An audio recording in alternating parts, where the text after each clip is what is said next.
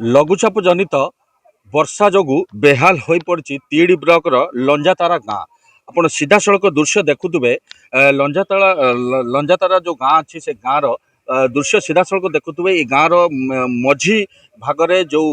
शालिंदी नदीर जो बन्या जल आसूची गतकाली राति विलंबित राति जितेबाला यही जगार यही स्थान ही जितेबाला 60 फुटर घाई हो जाता जहाँफल कि जो बन्या पानी अच्छी से पानी गाँ भितर प्रवेश करता गाँव में लोक मानकर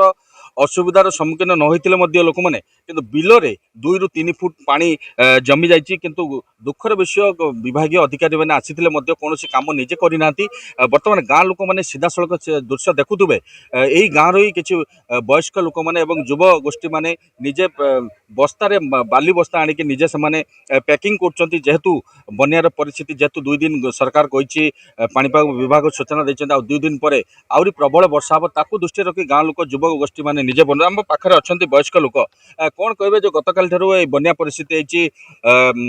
जो घाई होती 60 फुटर घाई जहाँफल कि नाई न असुविधार सम्मुखीन होती गाँव में प्रवेश कर गाँव में देखीचु और बिलर पानी अच्छी केमी देखुं कहीं अवस्था है। आज्ञा ये जो जलमग्न अवस्था आम रहीचु ये सालंदी जो संस्कार ठीक हिसाब से पारना एवं जो जो कलभेट लाइन खोली थे से पॉइंटा से माने भांगीगला आज ये लंजातरा ठारू फेर दहपाणिया आउ 24पड़ा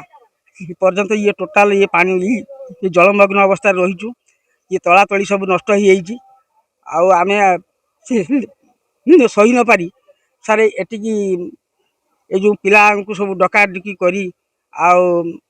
किसी भी कंट्राक्टर आमको कहते से भी जोगाजोग कर आम सांगरे सी बंध बांधा एवं बाली बस्ता चली बाली पड़ुची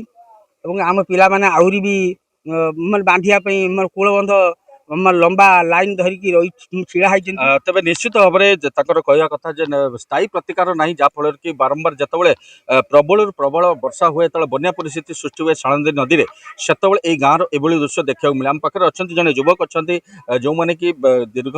समय धरिकी मैंने बस्ता धरिकी मैंने पोतुंट जो जो परिस्थिति बर्तमान उपजी जो घाई है समाधान कर रास्ता देखा कौन कहे आपण मैंने युव गोष्ठी मैंने जो 2 दिन धरी जो घाई को पूरण करमी देखुं देखो कहीं अवस्था स्थायी प्रतिकार कौन है भावुं आज्ञा परिस्थिति पुनर्बार हेनी। आज्ञा ये आमर सालंदी जो कम चलती संस्कार कम सालंदी कमटा ठीक भाव में पारना ठीक भाव में कमटा हो गले आम चाषी मैंने आज असुविधार सम्मुखीन हो पारते चाष जमी विशेषकर केते चाष जमी नष्ट गोटे चाष टोटाल आम दहपाणिया पाखर आरंभ कर 24पड़ा 2000 हेक्टर उपर चाष जमी सब नष्ट हो दहपाणिया 24पड़ा कांपड़ा पर्यंत पूरा पूरा जलमग्न हो रही तली सब नष्ट हो लोक जब भी चाष करते सी भी पूरा हूँ बुड़ी की पूरा नष्ट हो गला बर्तमान तली बर्तमान चाष करने लोक माने सब मुंडर हाथ दे बसीगले तली नष्ट हो गला जहाँ रुई नष्ट हो गला बर्तमान केमी कौन चाष करेंगे जहाँ हूँ सर्वोपरि भी आमर लोक मैंने सब युवक आमर वयस्क लोक मैंने आसिक कंट्राक्टर भी से सहयोग अच्छा जहाँ बंध कार्यक्रमटा चलिकी बर्तमान पानीटा अटकाई चलती तेज कहवा कथा जो स्थायी प्रतिकार ना आम जेहेतु निज गाँव परिस्थिति एभली उपजी ताकू नहीं आम निश्चित भाव में चिंतार अच्छु निश्चित भाव में से गाँ लोक मैंने युवक विशेषकर युव गोष्ठी मैंने आग को बाहरी घाई को किभली बंद कर उद्यम आरंभ कर पाखे जड़े आउ जड़े भाई अच्छा गाँव जो कहीं बारंबार घटुचे आम पूर्व वर्ष मध्य देखुचु एभली स्थायी प्रतिकार होनी किंतु आउ गोटे कथा गतकाली जितेबाला घटना घटिला आप विभाग अधिकारी कहते आसी किंतु गाँ लोक कहीं तैयारी कर इरिगेशन विभाग अधिकारी मैंने आसी कहीं निर्माण कले जो घाई विपदपूर्ण घाई सृष्टि होती आपड़ कहीं पोतुंट हमर सालंदी सालंदी खोला खोला पर हमर एटा जो माने सालंदी खोला डूर आसला एटा पुतिले ना जब पानी वर्षा वर्षा होची हला पर सेटा एटा करथिले एटा भी कहथिले आमे भी आसी न थांतु आम बिल भी बुड़ी न थांता यही जुसु आम बिल बुल्ला आम भी चाष करि पालनु देखिलु आम बिलर पानी हे गला तथापि आमे कॉन्ट्रैक्टर लगेकी आम गाँ लोक लगेकी आम आसिकी एटा बंद करिकी चाषटा करिमु बोलिकी बंद करिकी आम करछु कौन स्थायी प्रतिकार कौन है यार समाधान हम बोली भावुं कौन आम से सुइच गेट गोटे हेले आमको सुविधा हम ତେବେ ନିଶ୍ଚିତ ଭାବରେ କହିପାରିବା କୋଉଠି ନା କୋଉଠି ଏଇ ଯୋଉ ଗାଁର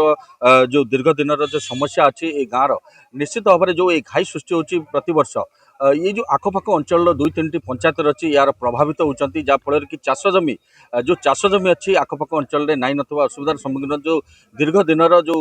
ପୁଞ୍ଜି ସେମାନେ ରଖି ଯୋଉ ଚାଷ ଜମି କରୁଛନ୍ତି ବର୍ଷ ସାରା ଚଳିବା ପାଇଁ ତାହା ନଷ୍ଟ ହେବାର ଦେଖିବାକୁ ମିଳୁଛି ଭଦ୍ରକ ଲଞ୍ଜାତାରା ଗାଁରୁ ଶଶିଭୂଷଣ ସ୍ୱାମୀ କନକ ନ୍ୟୁଜ୍।